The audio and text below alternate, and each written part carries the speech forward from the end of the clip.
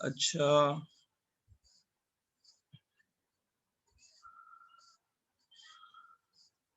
ये एरोमेटिक है क्या?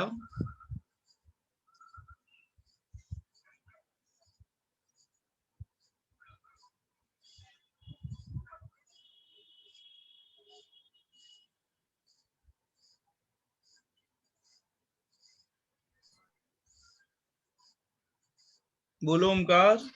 No sir. क्यों एरोमेटिक नहीं है?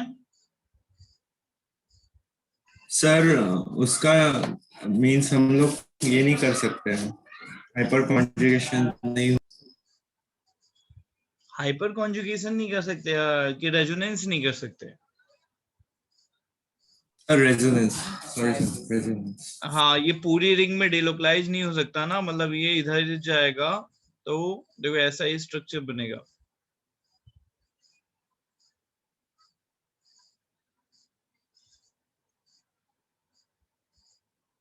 मतलब इधर आएगा ही नहीं, ये पूरा स्ट्रक्चर हम ऐसे रिप्रेजेंट कर सकते हैं।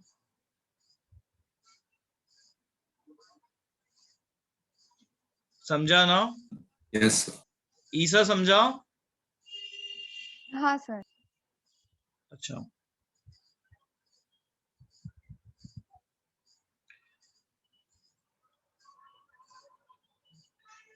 ये एरोमेटिक है क्या?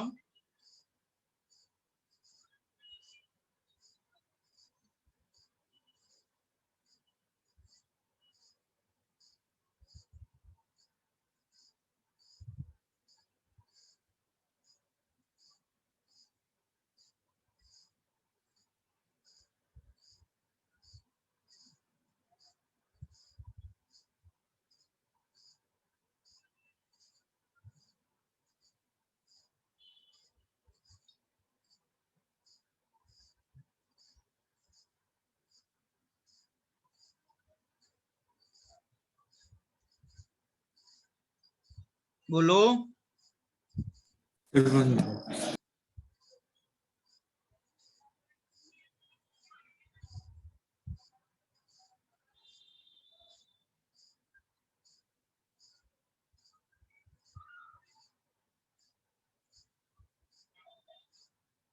ईसा बोलो, एरोमेटिक है?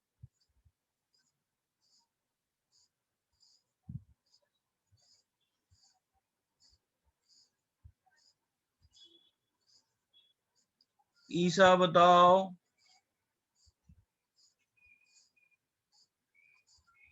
सर नहीं है ना शायद। अच्छा, ओमकार बोलो।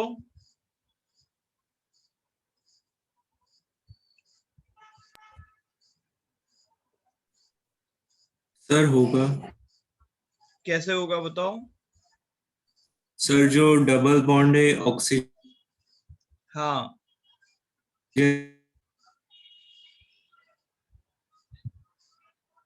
ऐसे टूट जाएंगे, है ना?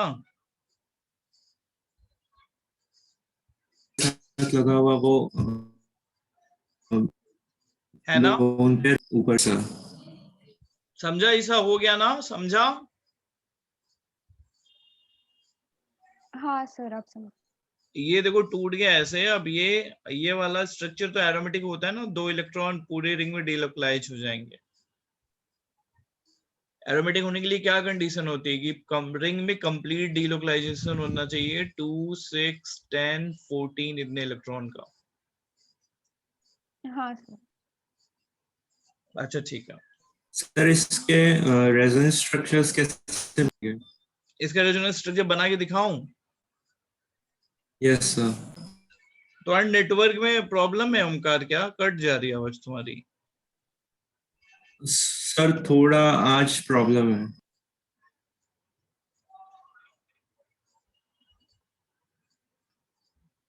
देखो ये प्लस है और ये प्लस है, तो पहले ये इधर जाएगा।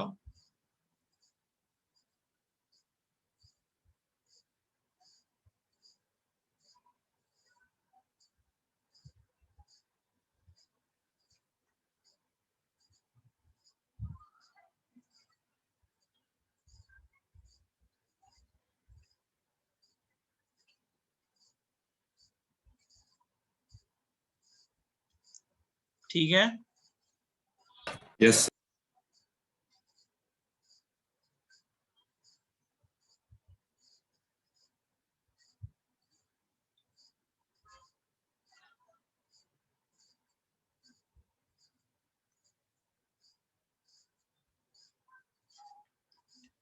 तो घूम गया ना पूरी रिंग में 2 इलेक्ट्रॉन, ईसा समझाओ। हाँ सर। तो ये एरोमेटिक हो गया। अच्छा,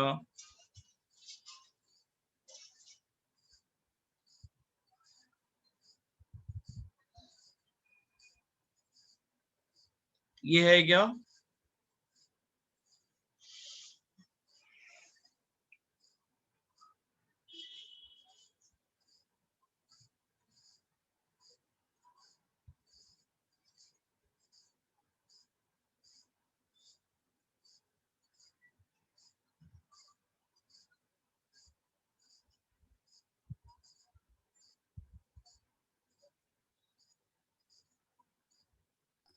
नो बोलो ये सर है। हाँ, नो सर नहीं, नहीं है ना, क्योंकि पूरी रिंग में नहीं घूम रहा है। 6 इलेक्ट्रॉन तो हैं इसके पास, राइट सर लेकिन डीलोकलाइजेशन पूरी रिंग में नहीं हो रहा, आधा ही होगा, तो ये नहीं है। अच्छा, ये बताओ।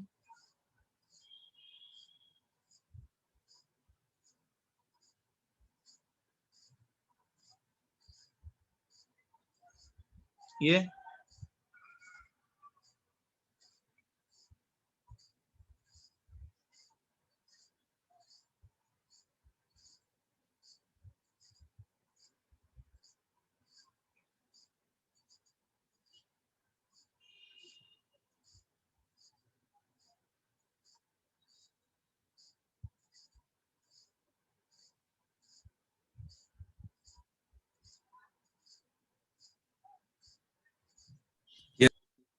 हाँ, यस सर होगा ये होगा ना। यस सर ईसा समझ में आ रहा है तुम्हें? सर ये लास्ट वाला नहीं समझा। 6 इलेक्ट्रॉन चाहिए ना, देखो तुमको एरोमेटिक होने के लिए कितने चाहिए? 2, 6, 10, 14 इतने चाहिए, है ना? हाँ दो कितने? 1, 6 है ना। 6 पूरी रिंग में घूम जाएंगे। यहाँ पे क्यों नहीं हो रहा था? क्योंकि इधर डीलोकलाइजेशन नहीं हो पाएगा, इधर रेजोनेंस हो जाएगा ना, प्लस और डबल बॉन्ड में कॉन्जुगेशन है ना। हाँ हाँ। अच्छा,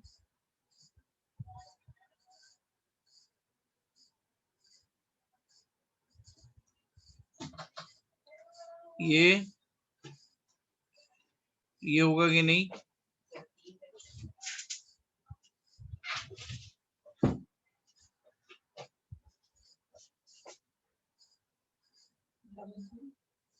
ये होगा कि नहीं?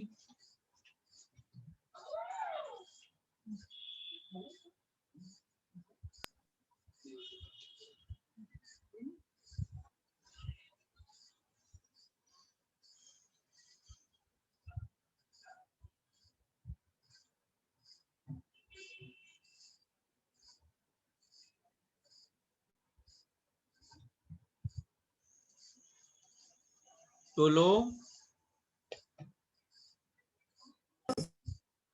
है। यस सर ईसा है एरोमेटिक, दिखा 10 इलेक्ट्रॉन है। हाँ सर। अच्छा, नोट कर लो, ये कर लिया, आगे बढ़ सकते हैं हम लोग। ओमकार बढ़ जाओ आगे। ओके सर अच्छा,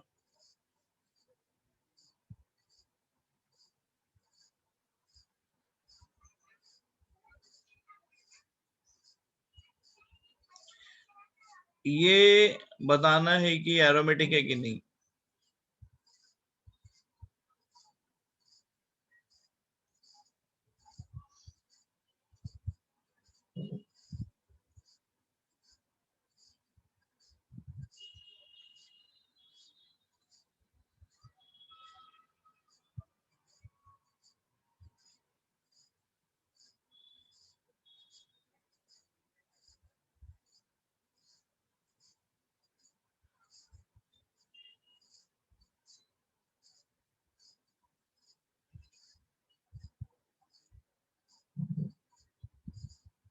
बोलो।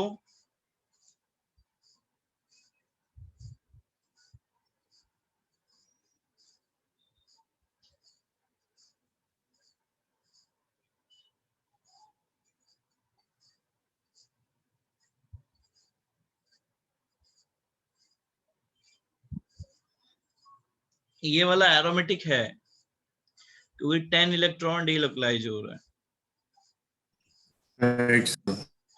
और ये वाले में भी देखो 10 इलेक्ट्रॉन होता है, लेकिन केस ध्यान में रखना कि ये एरोमेटिक नहीं होता। इन दोनों में देखो अंतर क्या है, देखो यहाँ पे ये बॉन्ड जुड़ा है और यहाँ पे कोई हाइड्रोजन नहीं होता। इस कार्बन के पास देखो कोई हाइड्रोजन नहीं होता, इस कार्बन के पास भी देखो कोई हाइड्रोजन नहीं है। तो यहाँ पे देखो ऐसे डीलोकलाइजेशन हो जाता है,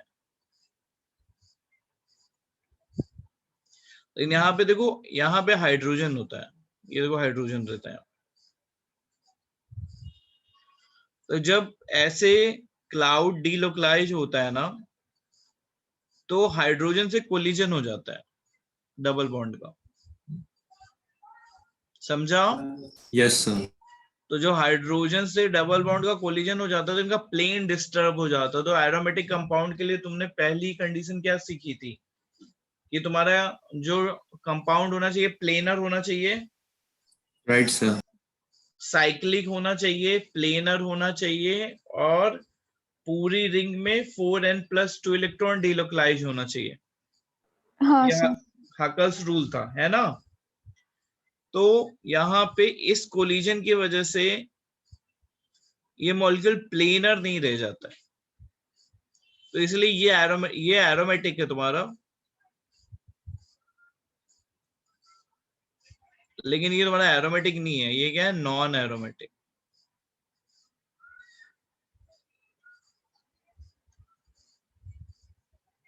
जैसे देखो इधर वाला भी जो तुमने सीखा अभी, यहाँ पे भी पूरा डीलोकलाइजेशन नहीं हुआ, ये वाला जो स्ट्रक्चर था, तो ये भी क्या था, non aromatic. Yes sir.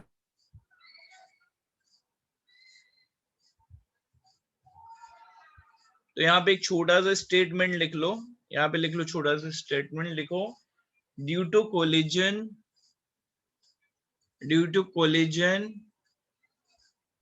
of hydrogen and pi electron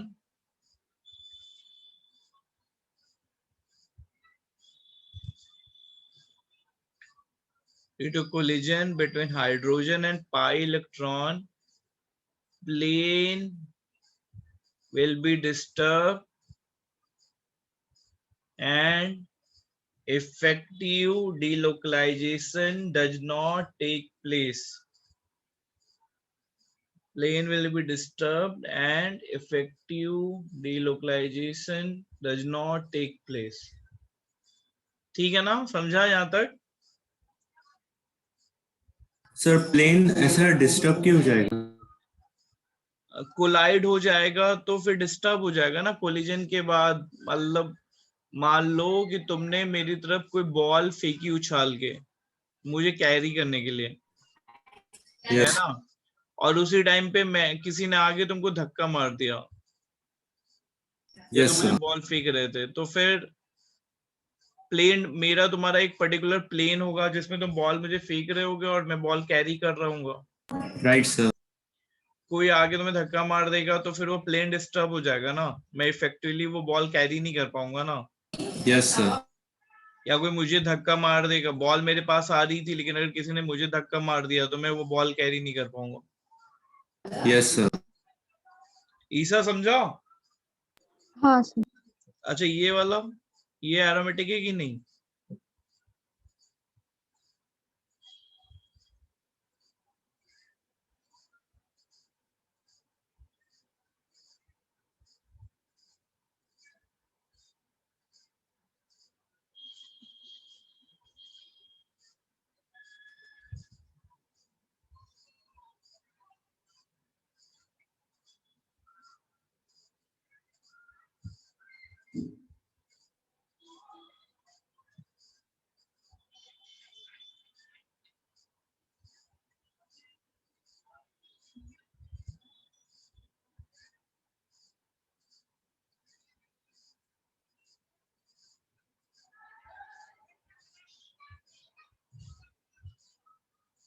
बोलो, है कि नहीं एरोमेटिक? Sir 1 minute.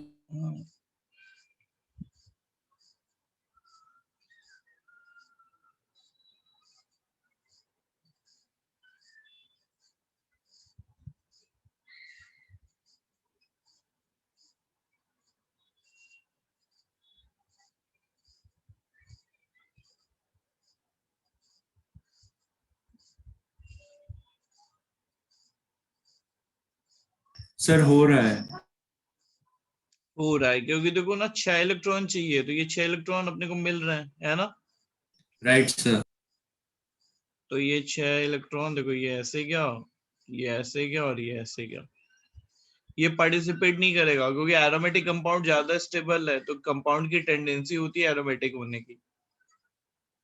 राइट समझा सर। ईसा? हाँ अच्छा ठीक है। अच्छा, अब देखो जैसे एरोमेटिक कंपाउंड देखा ना, वैसे होता है एंटी एरोमेटिक कंपाउंड।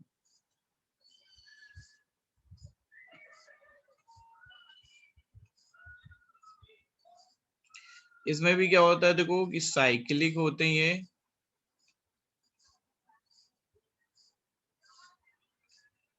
प्लेनर होते हैं, और 4n pi completely delocalize electron over the ring.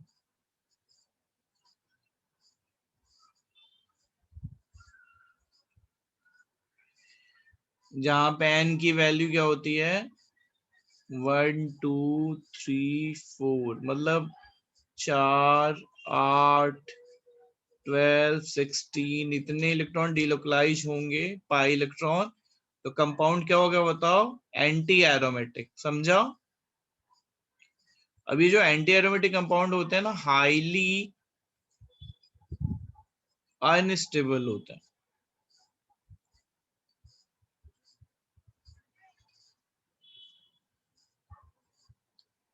तो ये क्या होता है? रेयरली एग्जिस्ट करते हैं। समझा रीजन? Yes sir. क्लियर हुआ? Yes sir. ईसा समझा? हाँ पूरी रिंग में कंप्लीटली डिलोकलाइजेशन होना चाहिए, साइक्लिक, प्लेनर, और 4 8 12 16 इतने इलेक्ट्रॉन पूरी रिंग में कंप्लीट डिलोकलाइज होने चाहिए। अगर कोई कंपाउंड एंटी एरोमेटिक है तो हाईली अनस्टेबल है, हाईली अनस्टेबल है इसलिए रेयरली एग्जिस्ट करता है ना? नोट कर लिया? आगे बढ़ सकते हैं।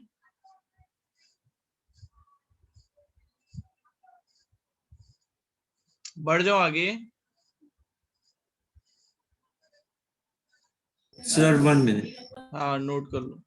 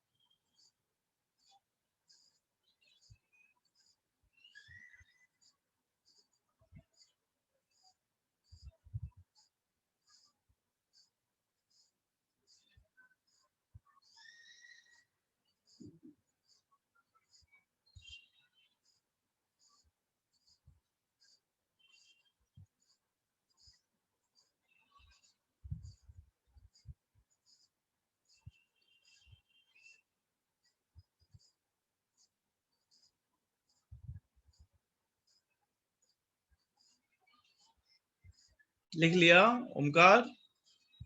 Yes sir. बढ़ जाए आगे। अच्छा, अब देखो अगर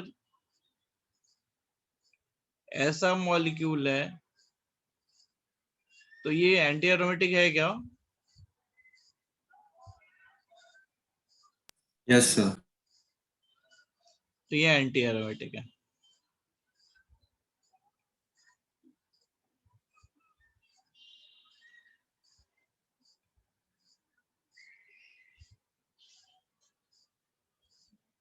ये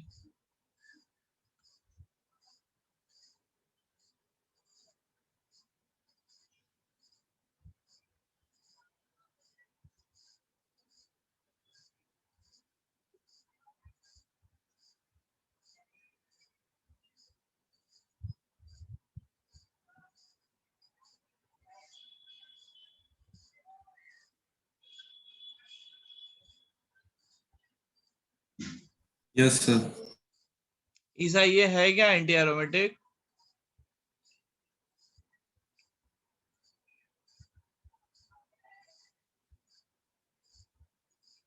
देखो पूरी रिंग में डीलोकलाइज होना चाहिए ओमकार, पूरी रिंग में डीलोकलाइज नहीं हो रहा है ना, राइट सर। इधर इतना ही डीलोकलाइज हो रहा है ना, कॉन्जुगेशन बस इतने में है ना, यस सर। इधर तो कॉन्जुगेशन है नहीं। Right sir. तो ये एरोमेटिक भी नहीं है और ये एंटी एरोमेटिक भी नहीं है। तो ऐसे लोग जो ना एरोमेटिक होते हैं ना एंटी एरोमेटिक होते हैं, वही क्या होते हैं? Non aromatic. समझा? Yes sir. अच्छा, जो स्टेबिलिटी का ट्रेंड होता है ना, स्टेबिलिटी जो होती है वो सबसे ज्यादा क्या होती है, किसकी सबसे ज्यादा होती है बोलो? एरोमेटिक सबसे ज्यादा स्टेबल होता है, फिर नॉन,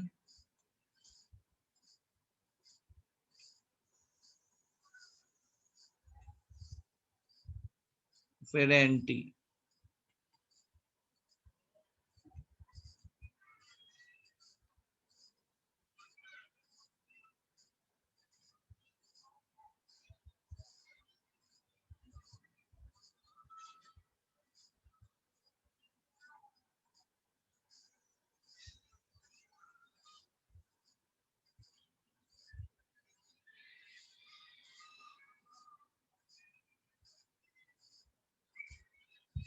ठीक है ना?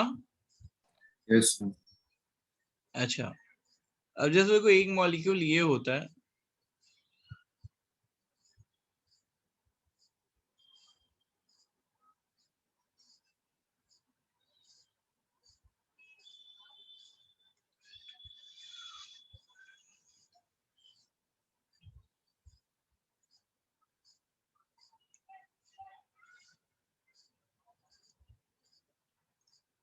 ये जो तुम्हारा मॉलिक्यूल है ये एंटी एरोमेटिक है कि नॉन एरोमेटिक?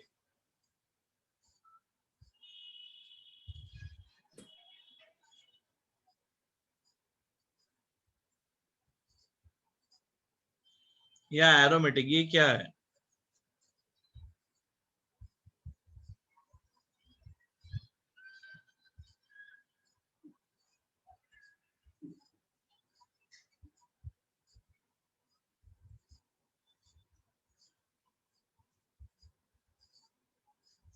बोलो।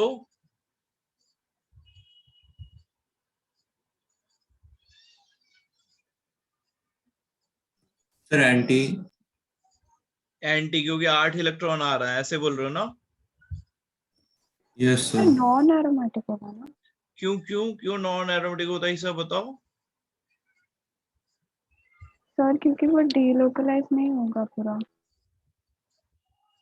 वो तो रहा, देखो ऐसे।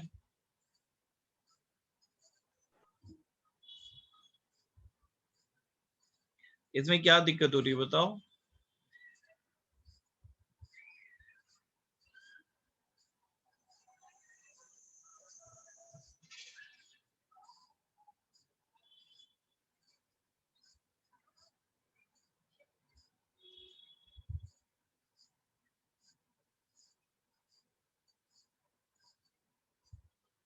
वो तो रहा सर है ये सब। प्लेनर नहीं होता ना शायद? हाँ हाँ बताओ, तुम आंसर से ही बता रही हो, एग्जैक्टली होता है क्या इसमें, बताओ।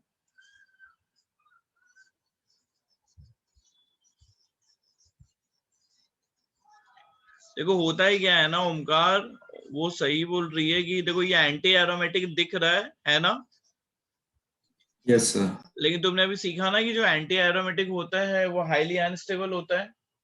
Right sir. तो ये जो स्ट्रक्चर होता है ना, तो देखो ये अपने आप को ऐसे कन्वर्ट कर लेता बकेट सिप में।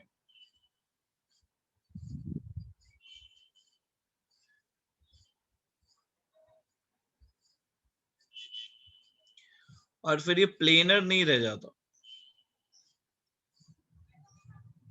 डीलोकलाइजेशन हो नहीं पाता इसमें, समझा? Yes sir.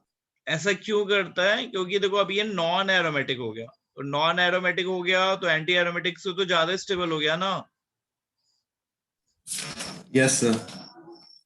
अच्छा, अब इस स्ट्रक्चर को ऐसे समझो, मैं थोड़ी थोड़ी हेल्प करता हूँ। मान लो कि हम 4 लोग थे जो बॉल से खेल रहे थे। ए ने बी को बॉल फेंकी, बी ने सी को बॉल फेंकी, सी ने डी को बॉल फेंकी, डी ने ए को बॉल फेंकी, ठीक है? Yes sir. सडनली अपन क्या करें, अगर ए का प्लेन चेंज कर दें, ए को उठा के थोड़ा ऊपर हाइट पे लेके जाएं, राइट तो सर। यहाँ का डीलोकलाइजेशन ब्रेक हो गया ना। Right sir. अच्छा, ऐसा करने के लिए एनर्जी कहां से आ रही है? क्योंकि देखो एंटी एरोमेटिक है तो हाईली अनस्टेबल है, तो जी जो चीज हाईली अनस्टेबल होती है उसके पास एनर्जी क्या होती है? बहुत ज्यादा होती है। Yes sir. तो वो एनर्जी यूटिलाइज हो गई कि इसने अपना शेप चेंज कर लिया, किसमें कन्वर्ट हो गया? बकेट शेप में। समझा? Yes sir. क्लियर हुआ ईसा? हाँ सर। अच्छा ठीक है। अच्छा अभी एक और बताओ।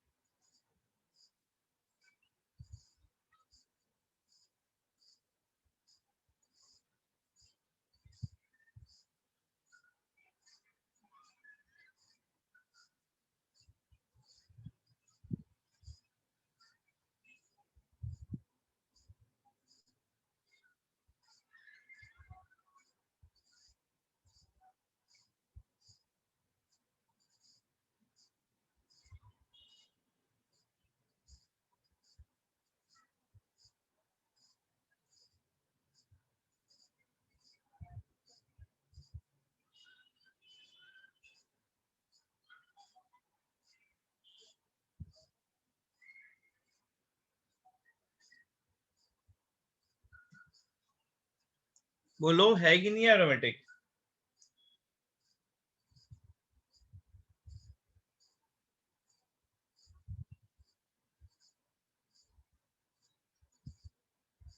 Yes sir. है ना? Yes sir. अच्छा, एरोमेटिक है कि एंटी एरोमेटिक की नॉन एरोमेटिक? सर ये एंटी एरोमेटिक है। ये एंटी है, समझा? ईसा समझा?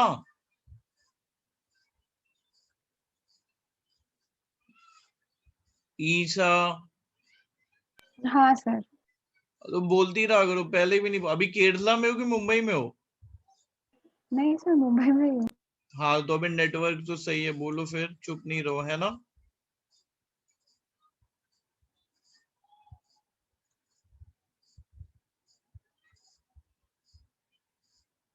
ये क्या है?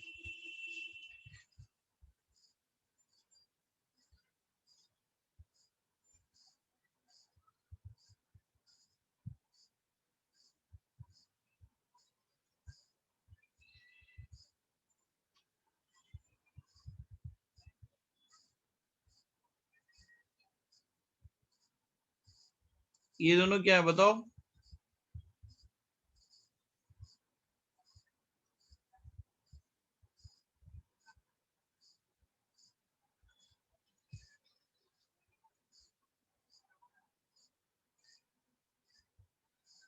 ओमकार बोलो। सर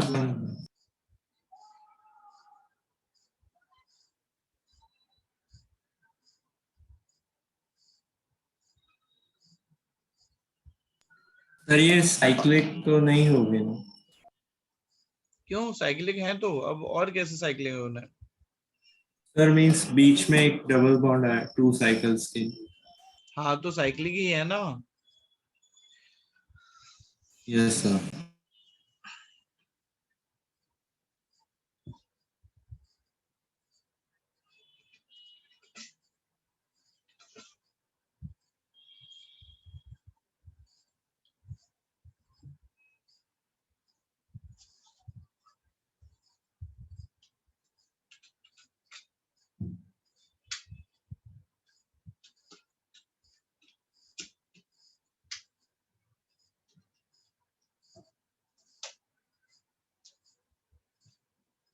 बोलो ईसा बोलो।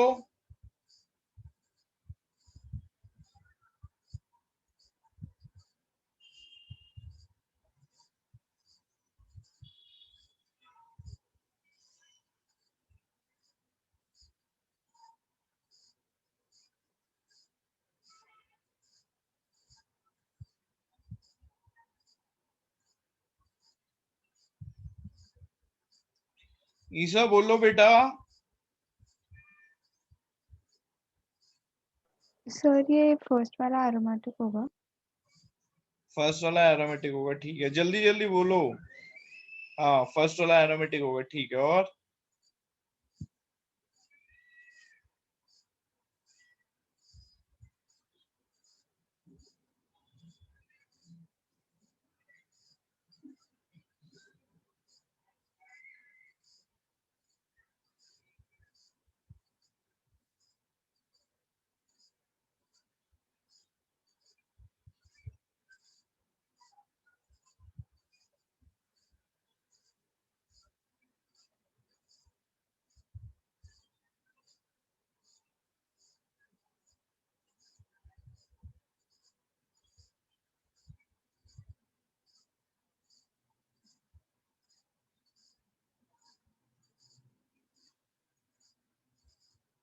इतना टाइम लगाओगे? पेपर में इतना टाइम होता है?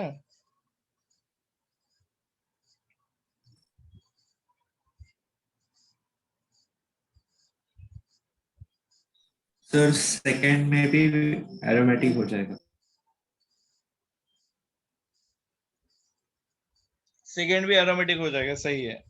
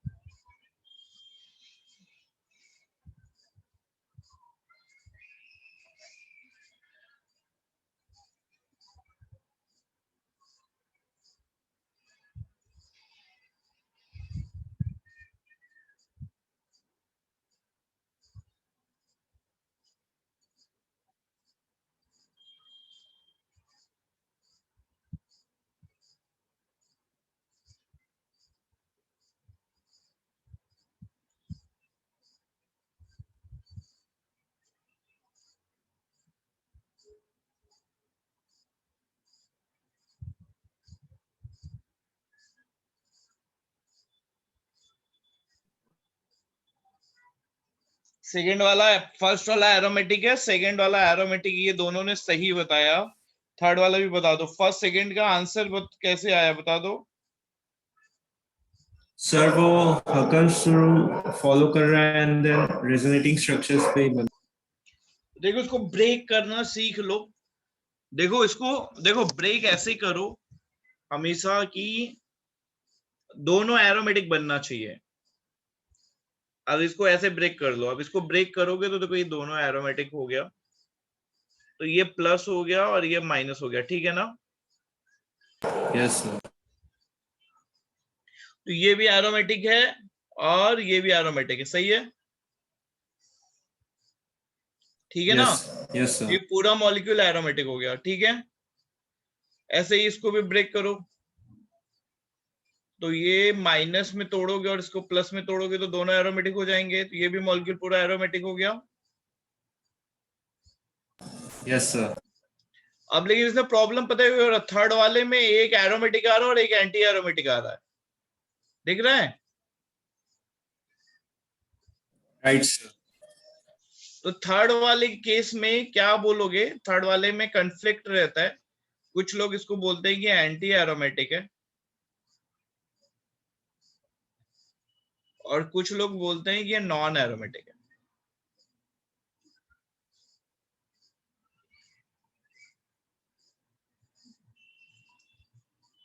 ठीक है, तो वो चलो पेपर में आइदर तुम्हें एंटी एरोमेटिक या नॉन एरोमेटिक में एक ऑप्शन मिलेगा, तो उसमें तुम्हें परेशान नहीं होना। ये दोनों तुमको क्लियर हुआ ना?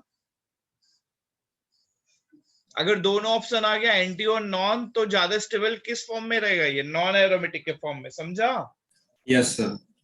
ठीक है, ईसा यहां तक समझ गई ना पूरा? हाँ क्लियर ना? हाँ अच्छा, अब देखो हमने ये aromatic, anti aromatic, non aromatic ये सब सीखा। अब इसको सीखने के बाद देखो इसकी जरूरत कहाँ पड़ती है? स्टेबिलिटी के लिए हम इसका यूटिलाइजेशन करते हैं। तो हेडिंग डालो स्टेबिलिटी, हम सीखने जा रहे हैं स्टेबिलिटी, कैसे स्टेबिलिटी निकालते हैं। तो जो सबसे पहले जीओसी का एप्लीकेशन होता है, हमको स्टेबिलिटी निकालनी होती है, हमें 3-4 मॉलिक्यूल दिए जाते हैं, है ना? तो सबसे पहला पॉइंट थोड़ा सा लिख लो तुम लोग, जो सबसे पहला पॉइंट हम लोग स्टेबिलिटी के लिए देखते हैं, लिखो octet of all element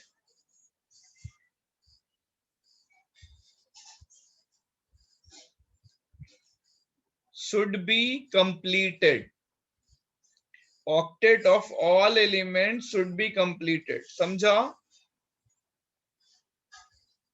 yes sir. मतलब जो सबसे ज्यादा प्रायोरिटी ऑर्डर में स्टेबिलिटी देखने के लिए सबसे पहले तुमको क्या देखना चाहिए कि तुम्हारे पास जितने भी एलिमेंट हैं उन सारे एलिमेंट के ऑक्टेट पूरे होने चाहिए। जिस एलिमेंट, कोई ऐसा मॉलिक्यूल होगा जिसमें किसी एलिमेंट का ऑक्टेट पूरा नहीं है, वो सीधे ही अनस्टेबल हो गया। तो सबसे पहली चीज क्या देखनी है कि हर एलिमेंट का ऑक्टेट पूरा होना चाहिए। समझा ईसा? हाँ सर। सेकंड पॉइंट ईसा क्या है, याद करो, बताओ सेकंड पॉइंट क्या होता था स्टेबिलिटी का?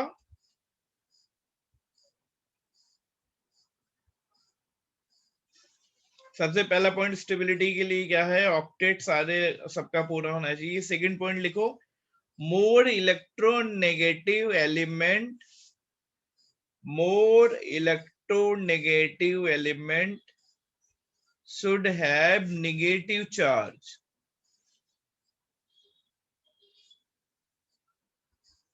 मतलब जो जितना इलेक्ट्रोनेगेटिव होगा उसको नेगेटिव रखना है। मतलब अगर ऑक्सीजन और नाइट्रोजन दोनों तुम्हारे पास है तो नेगेटिव चार्ज किसके ऊपर रखना चाहोगे तुम? बोलो। ऑक्सीजन। ऑक्सीजन के ऊपर ना। ओमकार समझ रहे हो कि नहीं तुम? Yes sir. तो जो वो दूसरा रूल क्या है? सबसे पहले पहला रूल देखते हैं, फिर दूसरा रूल देखते हैं कि जो ज्यादा इलेक्ट्रोनेगेटिव एलिमेंट है उसके ऊपर नेगेटिव चार्ज आना चाहिए। सही है? अच्छा, थर्ड रूल लिखो, याद है, लिख लिया ना? थर्ड रूल यस लिखो, sir. In case of carbocation, in case of carbocation, electron donating group will increase the stability. In case of carbocation, carbocation का मतलब समझते हो क्या होता है? जब कार्बन पे पॉजिटिव चार्ज होता है। समझा Omkar? Yes sir. In case of carbocation, electron withdrawing group, in case of carbocation, electron donating group, EDG, in case of carbocation, electron donating group, EDG, In case of carbocation, electron donating group will increase the stability. And in case of carbon ion, देखो carbon ion का मतलब carbon पे minus, समझा ना? Yes sir. और carbocation का मतलब carbon पे plus. In case of carbon ion, electron withdrawing group will increase the stability. In case of carbon ion, electron withdrawing group will increase the stability. समझा? ईसा समझ रही हो सब? हाँ पक्का ना? हाँ अच्छा, 4th पॉइंट लिखो.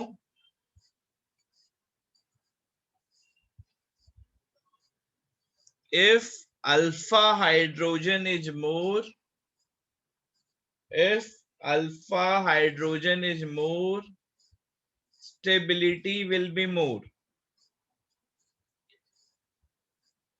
If alpha hydrogen is more, stability will be more. सही है ना? Yes sir. एक और पॉइंट लिख लो. If resonance is more, stability will be more. If resonance is more, stability will be more.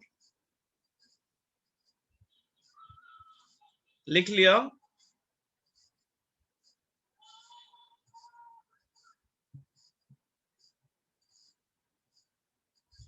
लिख लिया सारे पॉइंट? फिर से एक बार बोल दूं.